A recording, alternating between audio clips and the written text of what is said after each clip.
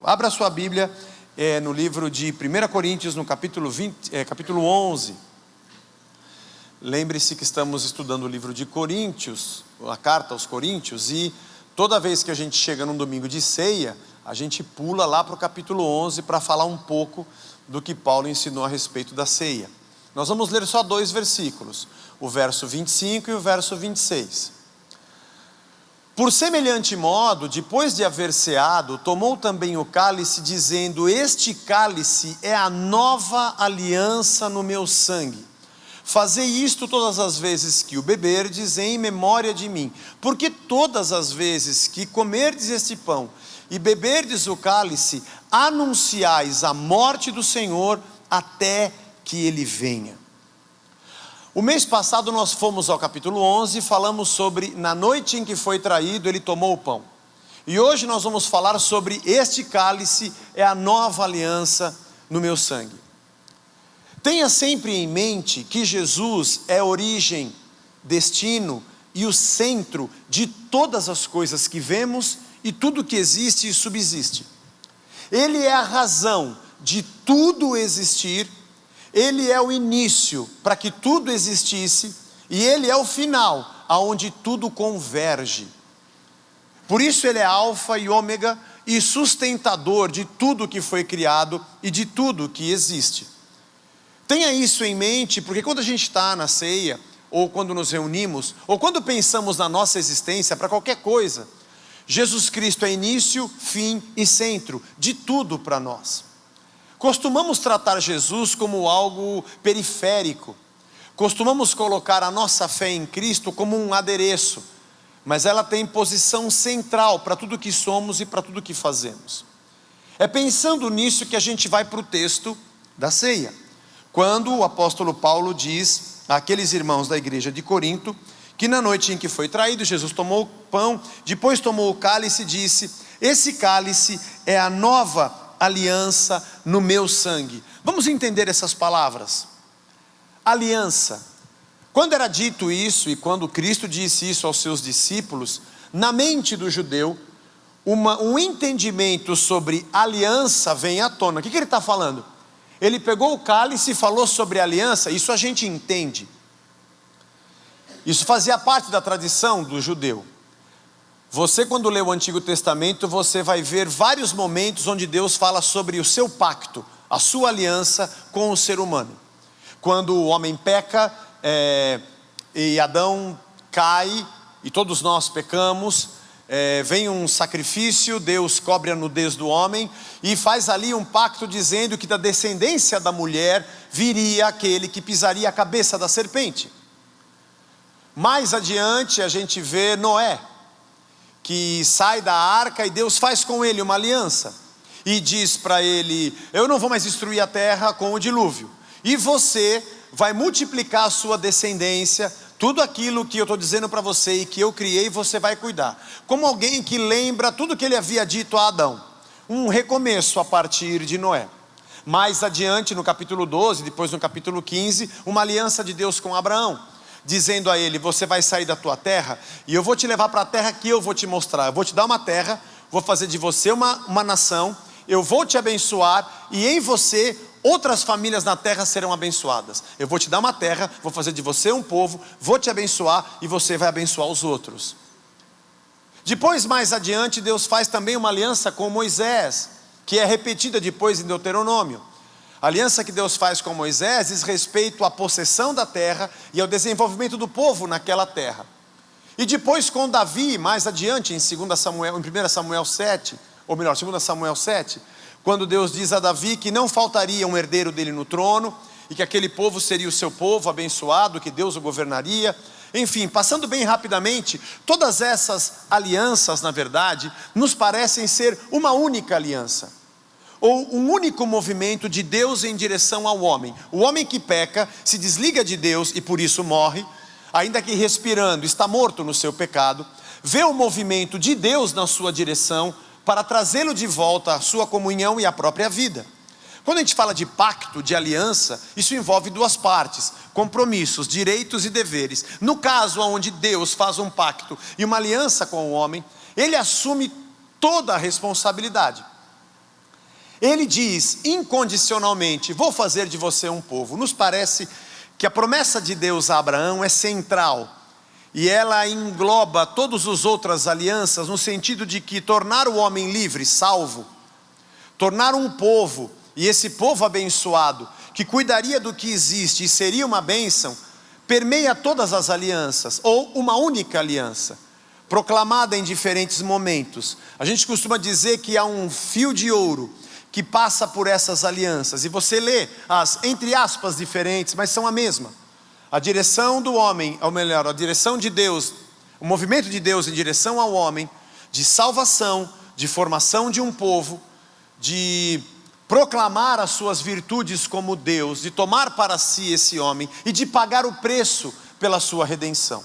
Quando Jesus diz: esse cálice é a nova aliança no meu sangue, um segundo pensamento vem na mente do judeu. Além de saber o que é uma aliança que Deus promulgou em favor de si, o povo, ele pensa no sangue. Ele pensa talvez no que Moisés fez quando ofereceu o sacrifício em Êxodo 24, que ele aspergiu o sangue sobre o povo, lembrando que a aliança de Deus com o homem é selada também através de sangue, desde o Éden, e como foi com Abraão. E o sacrifício fazia parte do ritual cultico do povo. Pedir perdão a Deus e chegar-se a Ele com a sua vida era também oferecer um sacrifício. Quando Jesus diz: esse cálice é a aliança que eu continuo a ter com vocês, só que de um jeito novo, e no meu sangue, agora eu sou esse cordeiro, o povo tinha na sua mente muito claro: Deus está então se ligando a nós, e agora é através desse cálice, não mais através daqueles animais, não mais através daquilo que acontecia. É muito interessante você pensar quando você vai num cartório, ou vai lavrar algum documento, ou você tem uma pasta com muitos documentos que foram registrados, você vê todos eles carimbados. O carimbo é uma imagem. Você vê a imagem em todos aqueles documentos, às vezes centenas, milhares passam por aquele cartório e todos eles recebem o mesmo carimbo. Você não viu o carimbo, mas você viu as imagens nos papéis, em centenas e milhares. Pode ser que um dia você tenha a oportunidade de olhar para o carimbo em si, aquele que tem o contrário do que você vê no papel. Nós dizemos que a imagem que você vê nós chamamos de tipo, e aquele carimbo é chamado de antítipo ou antitipo. É aquele que origina todas as imagens. O interessante é que você vê todas as imagens antes, mas quando você vê o carimbo, você descobre que na verdade é o carimbo que veio antes.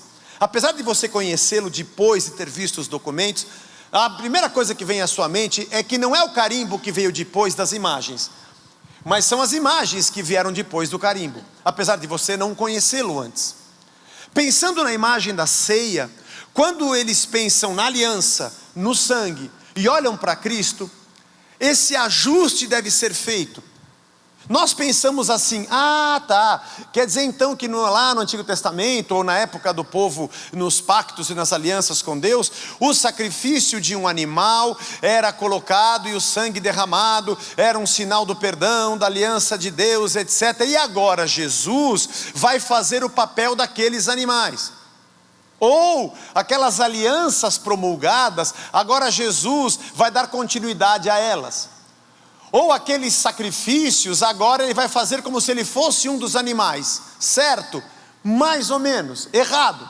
Você viu muitas imagens no Antigo Testamento. Você viu a imagem de sacrifício. Mas quando Cristo apareceu, eu descobri que todos eles tinham um porquê. Não foi Jesus que veio depois dos sacrifícios, ele veio antes. Todos aqueles eram imagem de uma origem que era Cristo. Todos eles estavam dizendo que havia um original, que deu origem a todos. Quando você olha todos os reis de Israel, Jesus não veio para ser um rei como eles. Nenhum deles conseguiu ser como Jesus, porque Jesus é o primeiro. Todos eles eram imagens daquilo que Cristo seria. Quando você vê os profetas do Antigo Testamento, você imagina agora Jesus apareceu profetizando, ele é como um daqueles, ele é como Elias, ele é como Eliseu, ele é como Isaías. Não, são todos aqueles que são originados em Cristo, que é Alfa, primeiro, antes de todas as coisas. Na eternidade ele já existia, antes de toda a criação. Quando você vê os sacerdotes e Jesus é apresentado como sumo sacerdote, não é ele que é uma aparência do que veio antes, foi ele que veio antes e todos os outros vieram depois. Sentar-se à mesa da ceia e tomar o pão e o cálice e pensar na nova aliança feita no seu sangue, é ajustar as coisas na história, é colocar as coisas na ordem correta. Apesar de Cristo ter aparecido no meio da história e nós só o conhecermos depois, mas na nossa mente uma ordem é ajustada. Agora eu entendo o porquê do sangue, do sacrifício, do pacto, dos reis, dos profetas, dos sacerdotes. Cristo, na verdade, é a origem de todas estas coisas que nós conhecemos no meio da história, mas ele é princípio. Por isso, quando um judeu que cria em tudo o que cria, e aqueles que se converteram ao judaísmo, criam em todos os rituais, e no templo, e no sábado, e nas leis, quando aparece Cristo, não há discussão sobre isso ou aquilo. Eu passo a entender que tudo o que fomos apresentados, e tudo o que vimos, só existe, porque Ele foi primeiro. A mesa é o lugar onde eu entendo tudo o que aconteceu e que agora Cristo diz: o sacrifício sou eu. A aliança se confirma aqui de um jeito novo. Sem contar que em Jeremias capítulo 31 aparece esse termo nova aliança. É quando Jeremias profetiza ao povo dizendo: aí vem dias, diz o Senhor, em que eu firmarei uma nova aliança com o meu povo. Na mente deles eu colocarei as minhas leis, e no coração os meus estatutos. Ninguém mais vai dizer: conheça a Deus, porque todos me conhecerão, desde o maior até o menor. Sentar-se à mesa e ouvir essas palavras, nova aliança no meu sangue, era ajustar a ideia de onde tudo começou, e de que agora essas palavras que ele disse vão habitar dentro de mim, porque essa é a nova aliança no meu coração e na minha mente. O sangue é o dele, o sacrifício é ele é o rei, ele é o profeta, ele é o sacerdote, todos os outros vieram depois, apesar de eu só conhecer o carimbo agora. E quando ele se senta à mesa e diz: esse cálice é a nova aliança no meu sangue, ali ele revela o seu sacrifício, o seu propósito, que dava identidade ao seu povo desde o êxodo, da primeira Páscoa, quando ao saírem do Egito Deus disse: vocês vão juntar a família, na última noite, vocês vão pegar um animal, um cordeiro, e vão sacrificá-lo, e vão pegar o sangue dele, e colocar nas portas, nas vergas, nos umbrais das portas, porque o anjo da morte vai assolar o Egito, mas aonde tiver a marca do sangue ele não vai penetrar. Ora, isso é um símbolo que parece que veio antes, mas veio depois. Esse é Cristo crucificado desde a fundação do mundo, o primeiro, o cordeiro que estava em cada casa com o seu sangue livrando da morte. E quando você entrava na casa de um judeu e ele estava numa festa da Páscoa e deveria celebrar aquela Páscoa de ano em ano, para nunca se esquecer de onde saiu, o que Deus fez e quem era esse povo, agora essa identidade é feita em Cristo, da onde eu saí, quem eu sou, o que Ele fez por mim, na cruz. Ao entrar na casa de um judeu, se tivessem com ervas amargas, o cálice de vinho, e numa festa ou numa celebração de um jantar de Páscoa, a primeira coisa que você ia perguntar é: onde é que está o cordeiro? Porque se esse é um jantar de Páscoa, vocês imolaram um cordeiro aqui. Beleza, vai ter um carrezinho hoje aqui, porque se essa aqui é a Páscoa, isso para mim anuncia que tem um cordeiro aqui sacrificado nessa casa. Vamos ler de novo o texto. O texto diz: por semelhante modo, depois de haver ceado, tomou também o cálice e disse: esse cálice é a nova aliança no meu sangue. Fazei isto todas as vezes que beberdes em memória de mim. Porque todas as vezes que comerdes este pão e beberdes o cálice, anunciais a morte do Senhor, até que Ele venha. Quando vocês comem e bebem, vocês proclamam e anunciam a morte do Senhor, até que Ele venha. Que coisa interessante.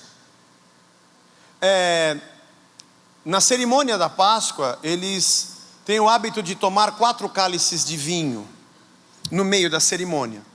Em cada um dos momentos que se levanta, entre aspas, um brinde, uma das bênçãos de Êxodo, no capítulo número 6, é proclamado. Vamos ver o que diz ali? Eu vou ler rapidamente, você não precisa. Êxodo 6:6, diz assim: era a promessa da Páscoa, da saída do Egito. Dize aos filhos de Israel que eu sou o Senhor e vos tirarei da terra do Egito. Eu vou tirar vocês de lá. A segunda, vos livrarei da sua servidão, vocês não serão mais escravos. A terceira, vos resgatarei para mim, com o braço estendido. E a quarta, tomar-vos-ei como meu povo, e eu serei o vosso Deus. O que alguns comentaristas dizem é que provavelmente o momento em que Cristo disse: esse cálice é a nova aliança no meu sangue, foi no terceiro. Pode ser. Eu vou resgatar vocês e vou tornar vocês o meu povo. Lembra da aliança que nós acabamos de falar, o que vinha na cabeça do judeu? O que significava uma aliança de Deus com o seu povo? Eu vou salvar vocês, desde o Éden, aquele que vai pisar a cabeça da serpente, eu vou salvá-los. Eu vou tornar vocês o meu povo. Eu vou abençoar vocês, e em vocês outras famílias na terra serão abençoadas. Nessa mesa, quando alguém entra aqui, ele percebe que cada um de nós fomos salvos e alcançados. Nossa maneira de pensar, o nosso jeito de imaginar a vida, o jeito que a gente age e reage diante das coisas na sociedade, a maneira como nós pensamos e encaminhamos nossas decisões e nosso pensamento, tem Cristo como centro de tudo.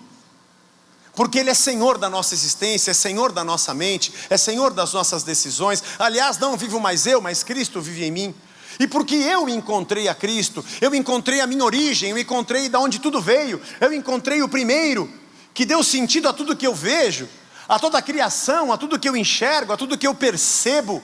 Percebo porque Ele é Senhor da minha vida, desde o princípio, e antes eu não via. E quando eu me achego à mesa, porque Ele me adota para ser o seu povo e o seu filho, e eu me sento na sua mesa, eu vejo que tem um monte de gente sentada comigo. Outras pessoas que, como eu, estavam mortas nos seus pecados, nos seus delitos, perdidas, e de repente a luz se acendeu e falou: meu Deus, eu descobri a vida. Eu encontrei Jesus Cristo, eu encontrei o Senhor, eu encontrei o Messias. Eu não quero mais ser quem eu sou, e eu quero agora passar a segui-lo. Ora, outras pessoas fizeram o mesmo movimento que eu fiz. Então agora nós somos não apenas individualmente, cada um de nós salvos por Ele, e individualmente dele, mas agora somos seu povo. E quando eu encontrei a Cristo, eu encontrei você. E quando você encontrou a Cristo, uma bênção, você encontrou a mim, azar o seu.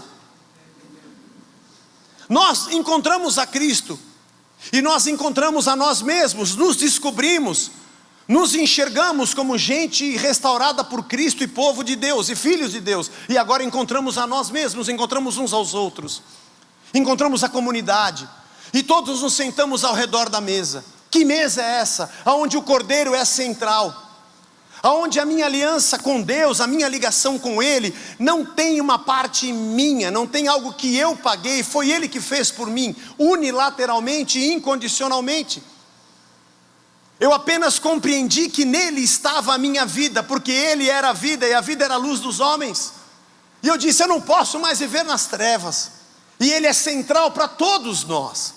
Não nos sentamos aqui ao redor dos nossos interesses, não nos sentamos aqui ao redor dos nossos projetos, dos nossos pensamentos, sonhos. Não trazemos para essa mesa o que nós queremos para a nossa vida nós deixamos para fora, nós a esquecemos. Não é um lugar onde eu vou participar do jantar para ficar mais perto dele e pedir o que eu quero. Eu não quero mais o que eu quero a vida dele para mim. Eu consegui descobrir de onde veio a origem de tudo que eu vejo, inclusive a minha. E eu disse: Senhor, eu sou teu. Nego a mim mesmo, tomo a minha cruz e vou te seguir. O que é comunidade? O que é igreja? O que é a verdadeira comunhão? É descobrir que um monte de outras pessoas fizeram o mesmo movimento que eu fiz. E disseram: nós também estamos aqui. Você também? Eu também. Você também? Eu também. Rapaz, nós somos tudo irmão. Somos. Quem é você? Eu não era nada, nem eu. Descobri que Ele é tudo em todos. Que bom. Quem é melhor aqui entre nós? Quem é o maior entre nós? Todos nós somos o último, todos nós somos o menor. Só há um entre nós que é Senhor, Cristo, o Cordeiro, central, nossa vida está nele. Por isso o jeito que eu vivo agora, eu vivo como alguém que não tem mais a sua vida dominada por si mesmo, porque Ele é central na minha vida. Mas aí as nossas relações, a maneira que eu te trato e você me trata, que nós vivemos, tem a ver com o jeito que Ele nos tratou.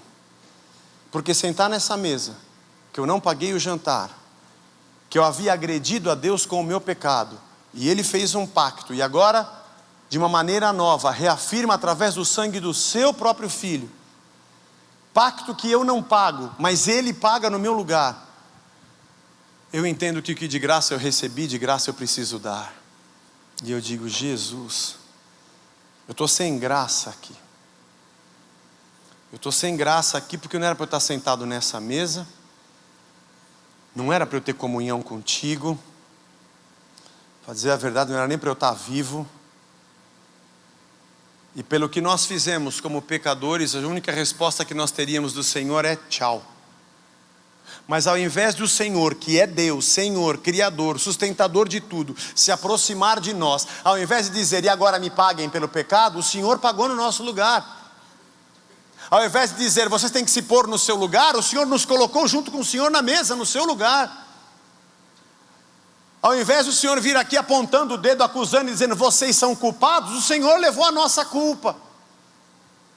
Nós te agredimos e o Senhor se aproxima com amor e graça, não podia estar aqui. Conhecer o Cordeiro é ser constrangido e dizer, Senhor, eu não posso viver mais outra vida. Agora eu consigo entender o fio dourado da aliança, da Escritura no Antigo Testamento, que diz que Deus nos resgataria cada um de nós, faria de nós um único povo, nos abençoaria, e nós seríamos bênção para outras pessoas. Porque quando alguém entra na nossa casa e vê as ervas amargas que a gente come, o perrengue que a gente passa, mas vê a maneira que a gente vive e como a gente reparte, ele diz, deve ter um cordeiro aqui. Onde que está o cordeiro?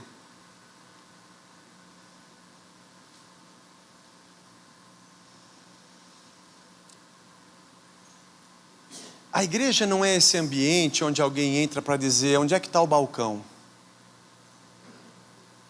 Ou eu vim nessa igreja porque disse que aqui tem bênção, onde é que está a bênção?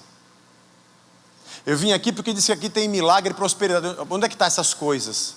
Onde é que está o meu pacote? Eu vim aqui com o meu ticket, eu já paguei meu dízimo, minha oferta, onde é que eu retiro a minha parte? O ambiente da comunhão dos discípulos, dos seguidores de Cristo, não é o lugar aonde eu chego para procurar o que tem, eu chego para encontrar alguém.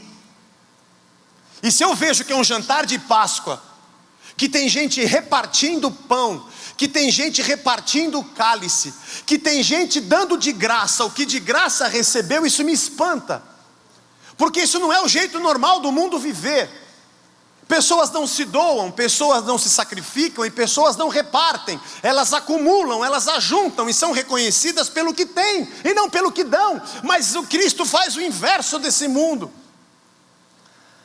Eu vou salvar vocês, vou tornar vocês o meu povo, vocês vão sentar na minha mesa, eu vou abençoar vocês e isso é de graça. E o jeito que vocês vão viver vai anunciar para o mundo que tem um cordeiro nessa casa. Por que você faz o que você faz? Porque eu recebi do jeito que eu recebi. Aliás, quem esteve aqui a semana passada no testemunho da Nauzira vai lembrar que quando todos os aviões foram embora de Angola, e ela ficou, não quis ir embora para o Brasil, na época de uma crise terrível, uma guerra civil interna, os estrangeiros sendo colocados para fora da ONU, ela quis ficar. E ela dizendo aqui que os angolanos diziam, quem é essa branca que ficou? Ela não tinha que estar aqui. Esse é o movimento de Cristo. Esse é o nosso movimento. Nós devemos ser assim.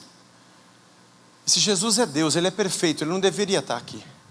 Ou como o ladrão da cruz. Você está louco falando essas coisas? Nós temos pecado, Ele não. Nós merecemos estar aqui, mas Ele não precisava estar aqui. Por que o senhor veio para cá se o senhor não precisava estar aqui? Por que o senhor entrou nesse perrengue? O senhor não tinha que estar aqui. Por que o senhor está sofrendo por um pecado se o senhor é o único que não tinha? Por que o senhor está pagando o preço se o senhor é o único que não precisava pagar nada? Por que o senhor está nos dando de graça aquilo que deveria ser cobrado? Por que o senhor está dando o que o senhor está dando? Isso é inexplicável e inadmissível. Esse amor não cabe na nossa cabeça. Esse pacto onde apenas um lado doa tudo, nos constrange e quebra nossas pernas, a ponto de eu dizer, eu também não quero viver mais. Por isso a mesa é o lugar onde eu aprendo que o Cordeiro se partiu por mim, e Ele é visto quando eu parto entre os outros. E quando alguém entra na mesa, isso aqui é um jantar de Páscoa, cadê o Cordeiro? E o mundo vai reconhecer que existe um Cordeiro que se entregou, porque existe um povo formado pelo Cordeiro que também se entrega. Gente que foi salva, se tornou comunidade, foi abençoada e agora é abençoadora. Que o que recebeu de graça, reparte de graça. Por isso você trouxe o pão, não trouxe o pão? Trouxe ou não trouxe, irmão? Ainda bem, aleluia. Vocês, ainda tem misericórdia aqui. Eu falei para a Carla e para a Soraya, esse mês aqui vocês não vão levar pão. Porque todo mês a gente traz pão porque você não traz. Você tem que trazer o pão para você repartir. Aí você não traz o pão. Mas se a gente não trouxer o pão, vai faltar o pão. Vai faltar o pão. A gente vai cortar molécula por molécula, fazer, sabe? Átomo por átomo, para todo mundo. Nós somos igreja porque damos de graça o que recebemos de graça. E a mesa é o lugar onde eu me encontro com todo o meu pecado e digo, Senhor, Ele pagou por mim. Ele fez o que eu não podia fazer. Ele tomou o meu lugar. Ele é o primeiro. Ele veio antes de todos. Tudo que aconteceu tem uma origem. Agora eu descobri de onde vem tudo. E eu descobri que Ele é o sustentador da sua própria aliança. Para selar o que Ele disse, Ele pagou com o seu próprio sangue. Então agora, a gente senta na mesa, onde o Cordeiro repartiu com a gente a vida, e a gente pega esse pão e reparte. E alguém encosta e pergunta, por que você está repartindo? Nem me fala, já sei, tem um Cordeiro aqui nesse jantar. Tem alguém que derramou o sangue e deu a vida por vocês, e agora vocês também repartem uns com os outros. Irmãos, o mundo precisa ver um pouco mais da igreja e ouvi-la um pouco menos. Nós precisamos viver mais esse evangelho que nos alcançou. E quando vivermos esse evangelho diante dos homens, eles nos perguntem, por que vocês estão fazendo isso? Porque de graça nós recebemos e de graça a gente dá. Que hoje, ao sentarmos nessa mesa, nós façamos isso com essa consciência, examinando a nós mesmos, como Paulo propõe. Naquela época em Corinto, haviam outros templos pagãos e havia jantares e banquetes em todos eles. Alguns com um cunho social, outros mais políticos, ligados ao comércio da cidade ou às divindades, até às divindades. Nós chegamos a pregar aqui sobre isso, que Paulo repreende os irmãos de Corinto, porque eles comiam que nem louco, não repartiam, bebiam demais o vinho e ficavam de cara cheia, e outros ficavam até sem comer. E que eles não compreendiam, que eles não estavam ali para ter, estavam ali para comungar. Que bom que a gente não veio hoje aqui para receber. A gente veio para cá porque nós já recebemos em Cristo, pelo que Ele fez por nós. Não se preocupe. A gente ora e coloca a nossa vida na presença dEle, e Ele é bom para cuidar de nós, para nos livrar do mal, para nos afofar a cama no dia da enfermidade, para nos curar. Mas quando eu descobri que Ele é muito melhor do que as coisas que Ele faz. Porque as coisas que Ele faz vão ficar aqui, a gente vai partir. Mas Ele é eterno, e com Ele nós reinaremos eternamente. Senhor, muito obrigado pela Tua palavra. Muito obrigado pela Tua entrega. Estar aqui hoje, Senhor, e mais uma vez celebrarmos a ceia, não é apenas um ritual, não é um simbolismo litúrgico, apesar de cumprir essa função, mas é nos colocar frente a frente com a origem, Cristo, Rei, profeta, sacerdote, sustentador da sua aliança, sacrifício vivo, Cordeiro de Deus, sangue derramado, o primeiro, Criador de tudo que há. E encontrarmos nessa mesa a tua graça e a tua misericórdia, que faz um pacto, paga tudo e nos convida para nos sentarmos e reparte conosco a sua vida. Como a gente não se constrange, Senhor? Como eu posso viver a minha vida no pecado, te esquecendo? Como eu posso te negar, Senhor? Que tipo de gente sou eu que vivo a vida não colocando Cristo no centro de tudo, se o Senhor é o primeiro, se o Senhor é o centro, e se o Senhor é o último, e se tudo provém de Ti, tudo é Teu, porque dEle, por Ele, para Ele são todas as coisas. Como, Senhor? Me perdoa. Eu estou examinando a mim mesmo para descobrir que talvez eu não entendesse nada a respeito do Teu sacrifício, nem de ser salvo, nem de ser Teu povo, nem de ser abençoado ou de ser um abençoador. Mas hoje a gente entende, Senhor, o Teu sacrifício fez eu me encontrar contigo, comigo mesmo, com os meus irmãos, e nos fez o Teu povo. Teu sacrifício nos comprou, nos perdoou, nos abençoou. E porque o Senhor repartiu com a gente reparte, todos podem ver, e famílias na terra vão ser abençoadas, porque tem um cordeiro aqui, tem um cordeiro nessa mesa. Não nos deixe esquecer disso nunca, Senhor. E ao comermos esse pão e bebermos esse cálice, nós possamos anunciar que tem um cordeiro morto aqui, que tem um Senhor que de graça se entregou e de graça a gente reparte. Na contramão desse mundo que ajunta, a gente é o povo que reparte. Na contramão do mundo das pessoas que querem estar no topo, a gente é aquele que quer servir, porque Cristo nos serviu. Obrigado por essa ceia e obrigado pelo Teu sacrifício por nós. Em nome de Jesus. Amém. Amém.